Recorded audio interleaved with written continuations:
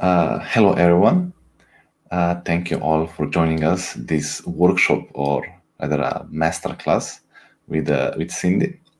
Hi. Today, today she's going to talk about narrative design for a game jam, more in specific.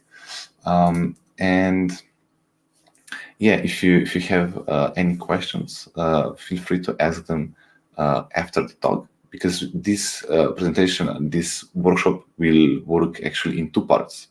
So in first part, we're gonna have a presentation, like more kind of like theoretical overview, that will be split into three parts.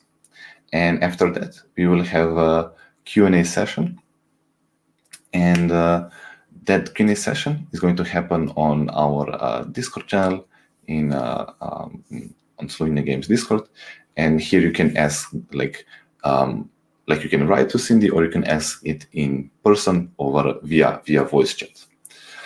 And I guess that was my little short introduction. And without further ado, I will just give a word to Cindy, and let's start this presentation. Thank you, Rock. Hi, everyone. So, here's the Narrative Design Masterclass. So, as Rock said, I'm Cindy Asselin de Beauville. I am also known as Hoshi on the social media. So, I'm a scriptwriter, writer, and also a narrative game designer. I write mainly about racism, ecology, LGBTQ, and gender issues. So I grew up in Martinique, but I'm now living in Paris, so I'm French. I studied game design and programming at ARTE Digital, which is in Paris. And I also studied writing at a conservatory. Now I'm working for a lot of different indie studio, and I'm mainly working with ARTE, with on Draw the Play, and actezéro, which is a narrative agency. This is some of the stuff I'm working on right now. So this is Astralacent, a 2D platformer roguelite game. And I wrote the French dialogue for that game. And the second one is Exogate Initiative, which is a management-based building games. And I basically wrote the quest. So now that you know who I am, uh, let's jump into the subject. So we'll see three things today. What's narrative designs? So, what are the basics? The second part is how to write and design serious stories. And the third part is how to do narrative design for a game jam, which is very specific. So, the first part, what's narrative design? We'll see its definitions, some example, and why is it important. So when we are talking about narrative design, no one is really able to give a clear definition. It's really difficult. So I made three slides, and I asked the first one, I asked to Google what's narrative design. The second one I asked on Twitter. And the third one is my own definition. So when you ask to Google what's narrative game design, it says that it brings coherence to the story, it designs the narrative element of games, and it sets up interactive storytelling system, which is true, but it's a bit unclear when you don't know games or everything that's gravitate around. When I ask on Twitter, uh, I got many wrong answers that doesn't really that didn't really help. As a queer twine game, of course, is that the definition of narrative game design? I don't think so. So that's why I tried. My own definition of narrative design is pretty simple. If the narrative was tea, just imagine it as raw tea, and the players were tea drinkers. So my job would be to transform the raw tea into either hot tea, bubble tea, or a cold tea, depending on the need and the way you want the tea to be drunk. That's clear, simple, and there it is. So now you have the definitions. Let's look at some example. Where is narrative design in some kind of thing? The first game is Coffee Talk. This is a game about listening to people's problems and helping them by serving up a warm drink out of the ingredients you have in stock. So it's basically a barista game. The narrative design of this game is mostly told by dialogues and the gameplay mechanics where you have uh, to create drinks. The second game, you don't really, I think everyone knows these games. So it's League of Legends. It's a multiplayer online battle arena.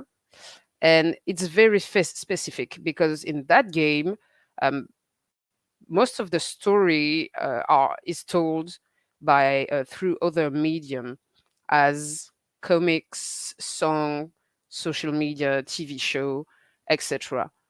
And it's still very different from the last one. My last example is Tangle Tower. So it's a point and click game where you are a detective and you must solve a classic murder case.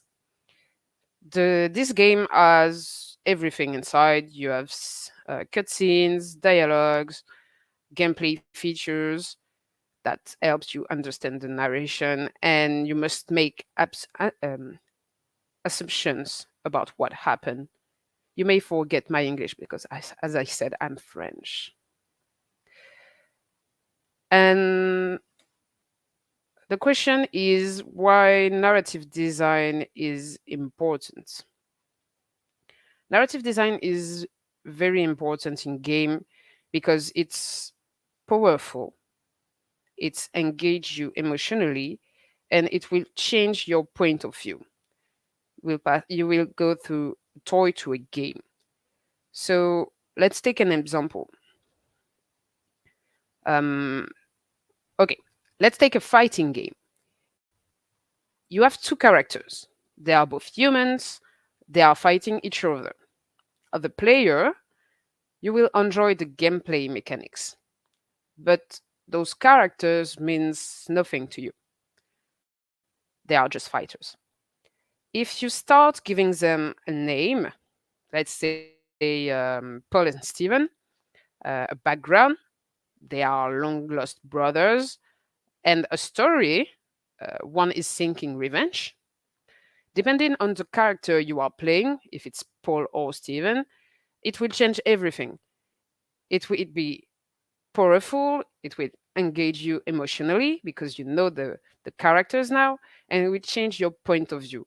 If you are playing a brother who seek for revenge, this is different from just two strangers fighting each other.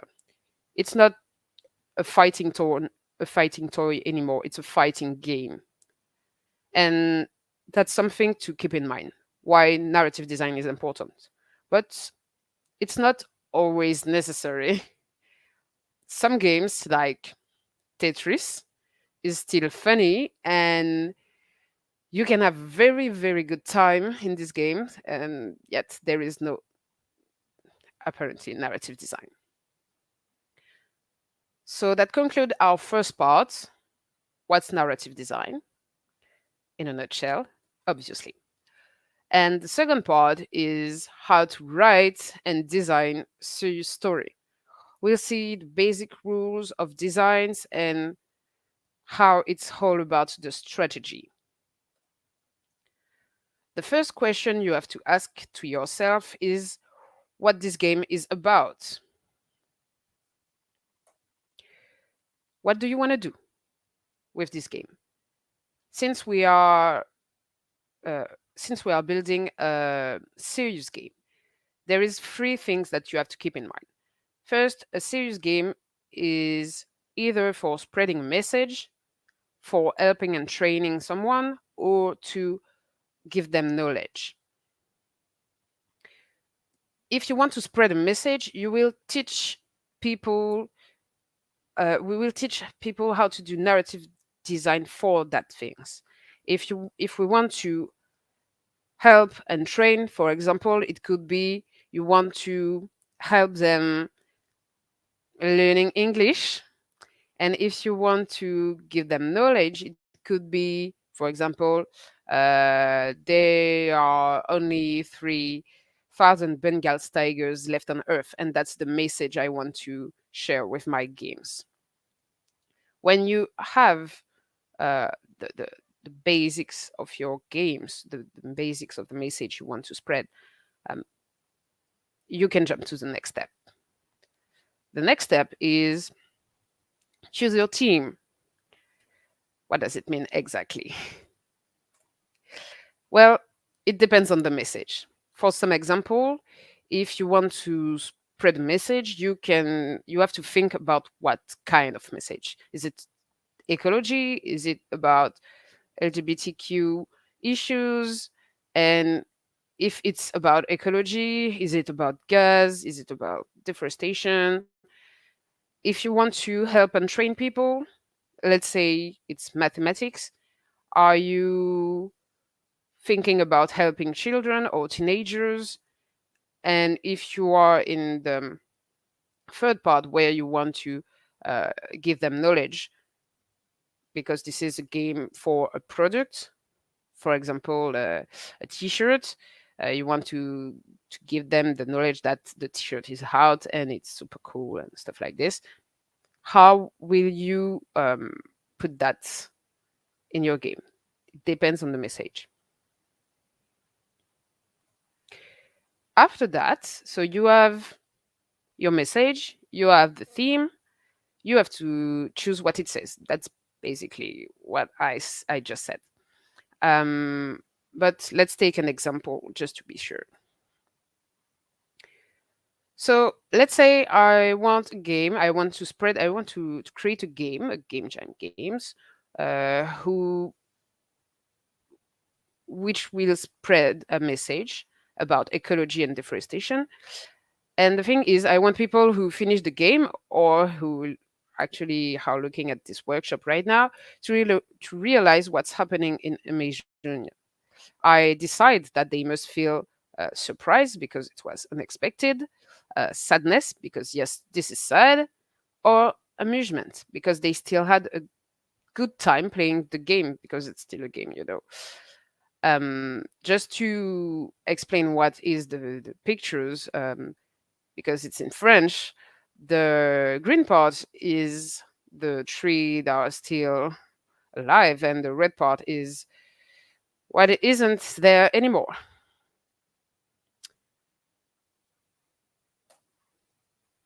You now have everything. So, how do you do that? How do you spread a message about ecology as surprise and make the player feel surprised and sad and amused and stuff like this? Well, the first thing is it will change whether you choose to build this kind of game or this kind of game. You have to keep in mind that the type of game you are making and the support you are choosing will change it. If you are making a RPG game on mobile, you will not constrict the story the same way you will potentially if you are doing a PC game or a shooter or something like this. So keep in mind that you have to choose your type of game and your supports uh, at the same time. But when you have the message and everything on mind, you have your type of games, you have the platform, you have um, the subject and everything you want. The question is how you do that. The first step is to look at references. You are not the first person to think about this idea, so you should take a look about what others did. It will help you understand um, what you want in your game, what you don't want in your game, how they manage to express their message, what kind of games platforms are the most common for for your game, and how could you do that differently. For this example, so the ecology thing and deforestation game, my first reference was Ori and the Blind Forest. So Ori and the Blind Forest is a platformer 2D action. Uh, what's how the message is told, uh, literally in the core game, the forest is dying. And what's interesting in there, uh, what I would like to take from that reference and keep in my game, the 2D approach, the feeling of loneliness, and the action. I love it. My second reference is a game named Botanicula, and it's a point and click. So what's the game? A point and click, also 2D. All the message is told. The game is literally the message. And what what's interesting in that reference for me, the environmental telling, which is the art of arranging a careful selection of the object available in a game world, so that they suggest a story to the player who sees them. And what I like most about it is there is no words at all. Characters aren't talking. So now you have your references. So the next step is narrative channel. There is a lot of different way to tell the story. So you should decide how you will say what you want to say. And in video games, we have what we call a narrative channel. But for a game jam, we only need the basics. So the first one is the cutscene. It's very wow, a bit expensive in time, especially for a game jam, but it's very useful to uh, tell something. The second one is the in-game cutscene. It's different from the cutscene because it's only using game assets, but it's basically the same. The asset quality is lower, but it achieves the same goal, as I said. After that, you have the dialogues. Dialogues, well, your characters are talking and it can be voiced or not, and that's it. And it's literally the base. You can also have a narrator. The narrator, you, it will talk mostly, yeah, it will talk to you, the player. They can explain the story, the background, and stuff like the your own character that you are playing doesn't know, but you as a player you do, thanks to the narrator. This game is Deathloop, by the way. You can also have environmental telling. I talked about this a bit sooner. So in this scene, for example, it's useless to tell you that this is some kind of god temple of wires. You already knew because you just look at it. The narrative, another narrative channel is also the gameplay features. For example, in Oxenfree, you can deliver strong narrative only with a feature. Here, for example, you have to find the right radio station, and by doing so, you will open a creepy portal. If my my memories are great. You can also have musics. Never forget about how strong music can be. It can be very powerful to have the right music playing at the right moment in a game. And it can tell a lot of things, a lot about emotion mostly, but think about this.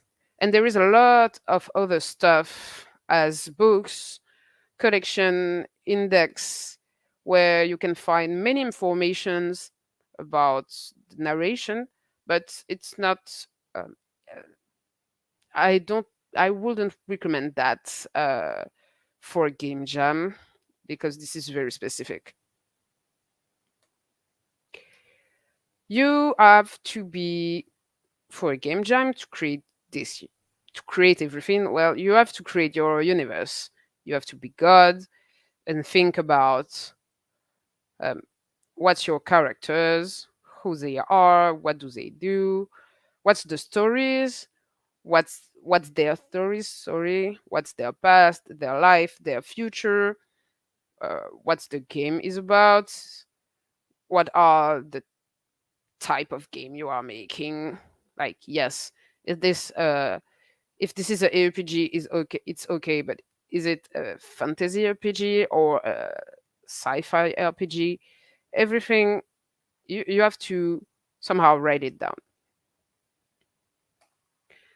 So with all of that in mind, here is my game. For example, yes, I drew that thing at the right corner. It's ugly, but it's working, and that's just what you need to have. You don't. It doesn't have to be pretty for it to work. So my example is ecology and deforestation. I want to spread a message about Amazonia. I want the player to be surprised when it play the games, to feel sad, and to be happy at the end because it was still fun to play the game. I kept from my references that it's a 2D action game, and I want the story to be driven by environmental telling and the feeling of loneliness. I decided that it will be better if I do a mobile game, which is very different from the references I had, who were PC games and console games. And I want in that in game cutscenes and no words. So, what's my pitch?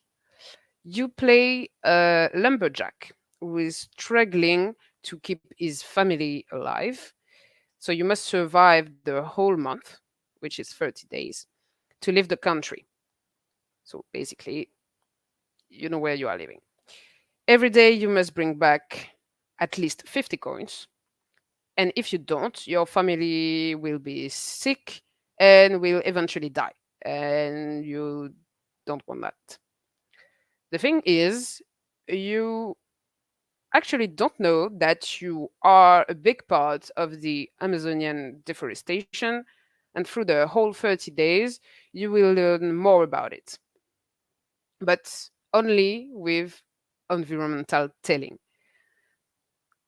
This will go through the clothes you are wearing, the obstacles you will encounter as native people, and so on, so on. So, what's the gameplay looks like? Every day lasts maybe 1 minute, starts and ends with cutscenes, an in-game cutscenes. Sorry. This is just one button games. You chop tree as fast as you can to reach your daily goal, and you can imagine a lot of different things as different trees, different obstacles, and so on. Just like this, I can talk about my games and develop a strong story beyond that. Now this is cool and all. I have my idea, I have my game, I have the message I want to share, but how to write slash design this story? So this is our third part, how to do narrative design for a game jam. So what do we have? What should we do? How the other did it, and what did the others used as tools? So the first thing is keep it simple. That's yeah, keep it simple. In my pitch, lumberjack, family to feed, no money, simple. You don't need to really write. And I will explain that a bit later. But don't write because, yeah, you only have 48, yeah, 48 hours. So don't try to write a book, it's too long. And how you will write and design games will depend on the games, the tone, the type, etc.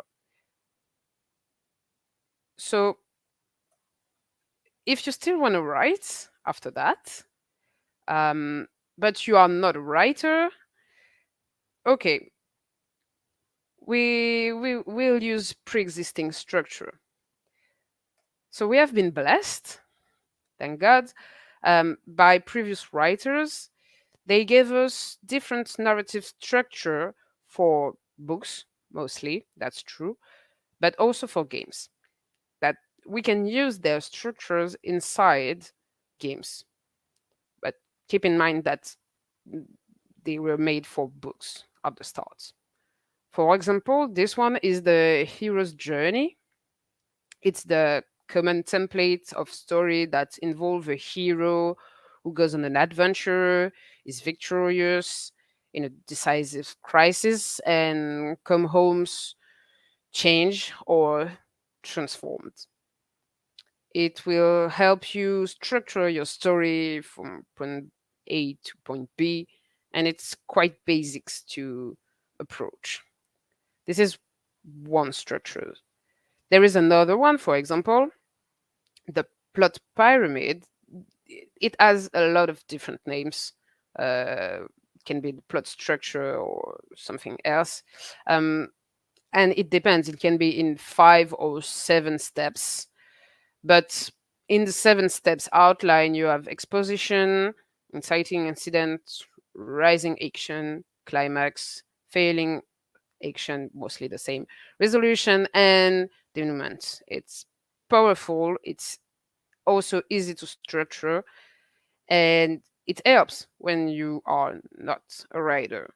You also have many different basic structure that you can find on internet, as the 3 act structures, the snowflakes method, etc., etc. And don't hesitate to look on Google, um, the variety of structures you can use for the games. The thing is, it only work for linear stories, and that's not really good. And now you may think about, okay, I have a story, I know how to structure the story, so how do I do narrative design for it? Yeah. So how about narrative design? That's the exact same thing. Since you are in a game jam, you don't really have time to think about how will I do something surprising, except if it's your core game. If you are making narrative games and your core feature is about having some wonderful and new narrative design stuff, yeah, go for it. But if it's not, you can use pre-existing structure too. For example, if you want to have multiple choices in your game, I will recommend using branching. This is basic node 3, where you have multiple choices depending on what you are choosing. The NPC will respond differently, and you have a lot of example on internet about this structure. This one is kind of easy. You choose something, the NPC will answer, and so on, so on, and you can, in the investigate phase, phase, you can go back in the dialogue. Easy. I'm gonna drink a bit of tea because my throat is dry.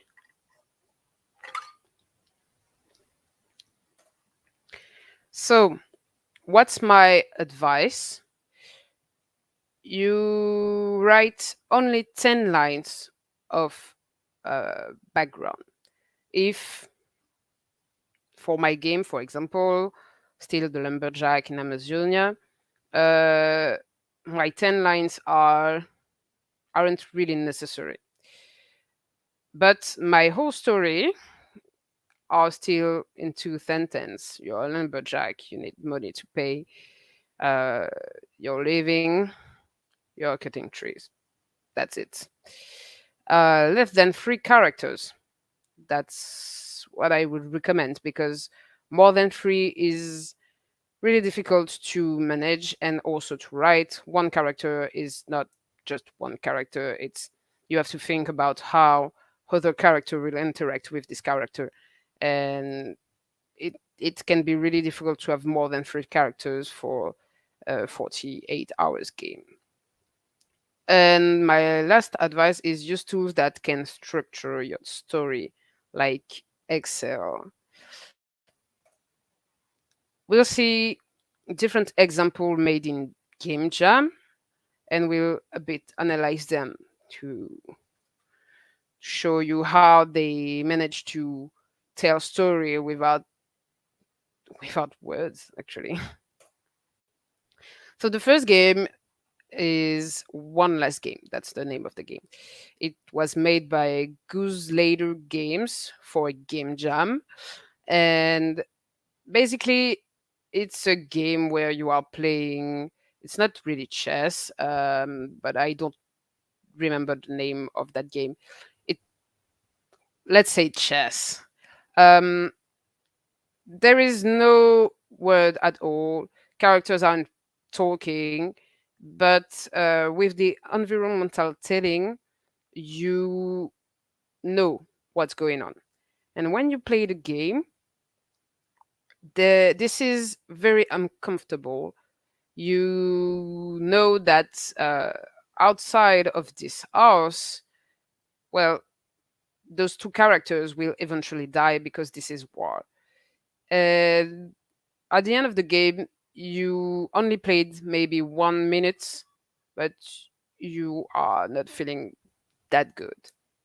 This game is really good to tell a story without actually telling something. The second game I'm going to talk you about is Eternal Home Floristry. It's a game made by Deconstructing. So this is they are pro programmers.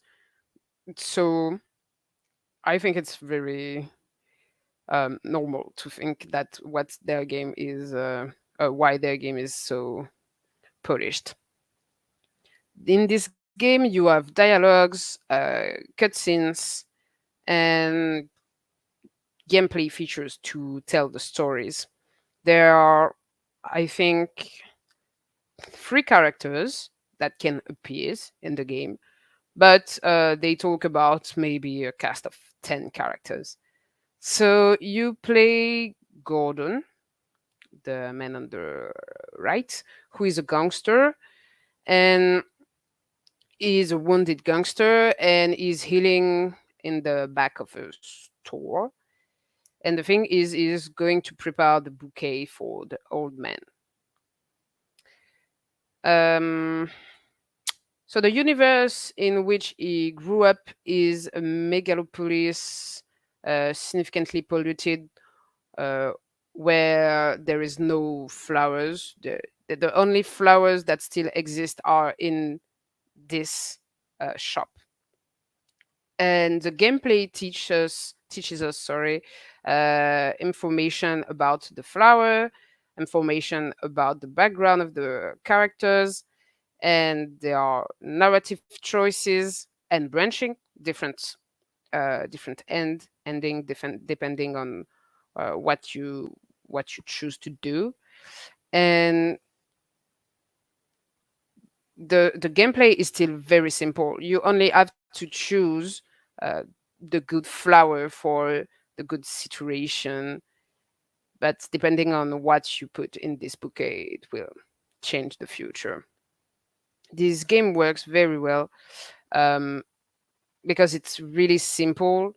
It's not complicated. It's only dialogue choices and the gameplay is basically uh, picking up flowers from the mud, not really mud, dirt, and that's it. But at the end of this game, well, you are crying too because it's powerful. The last example I took is a game I made with a team on a game jam, on a global game jam. I think it was last year or 2 years ago. Really simple. So the name is Liminal Lost, I think. I'm not sure. So you're playing a traumatized girl. Uh, you are in her head, actually inside her head. There is two characters. So the girl, the character you are playing, and a monster. And there is literally three sentences in the game. But with those three sentences, you can understand everything. You, as the girl, you are looking for your ghost trauma and you have to find them. There is a lot of environmental telling in this game because each trauma is in a different room, and the room itself is speaking about what is the trauma. And with the sentence, you understand precisely what it is. And when you collect the three trauma, you can get out of this nightmare and understand that she has been healed from her trauma. So the last part is, what are the tools that you may use to do that kind of story, that kind of games? Obviously, if you are um, going to make environmental telling, you must think about assets. And I would recommend you to use spreadsheets like Excel to know exactly what you want in the background. For example, if you have a screen where you want people to know that someone is wanted, uh, it's very important to have those paper on the wall with their head on and the price and etc etc. And this could be on a spreadsheet, like first scene, wanted paper, and who is on this wanted paper. The second tool you can use if you want to have branching and you don't want to code it, it's Twine. It's pretty easy to use. It's free, and you can do interactive story with that. Really, really easy. It's very good also for prototyping. Just like that, you can test your story if it works or not very quickly. The in the same in the same I would say that um, Inkle slash Inky is basically the same as Twine, so you can use that too. I'm not very familiar with RentPy or RentP, but it's also free and it's also available for you to prototyping and stuff like this. And the last thing I would recommend is in a game jam, use YouTube tutorials. It helps every time, especially for narrative design, the GDC tutorials. They are very, very good, and people are talking in English, so go for it. That was my last slide. Thank you. And do you have questions? If we are doing that on Discord, that's Yeah. it. Thank you, Cindy. Thank you very much. That was quite an informative presentation. And Sorry yeah, as yeah. for some And words I totally forgot and stuff like this. no, but I think yeah, we will now move slowly to Discord. I just posted the Okay. link below. And yeah, and there on the Discord we are going to you can ask Cindy like questions over voice or just write in the questions channel. And also this presentation is going to also be live and it'll posted if anybody missed it. So yeah, and I guess we're gonna end this stream now, and we're gonna move to the Discord channel, which Sure. is in the for everybody that's watching this on the other social platforms. It's in the chat, and feel free to join us. And thank you again, Cindy. Thank you, Rock. Thanks to everyone.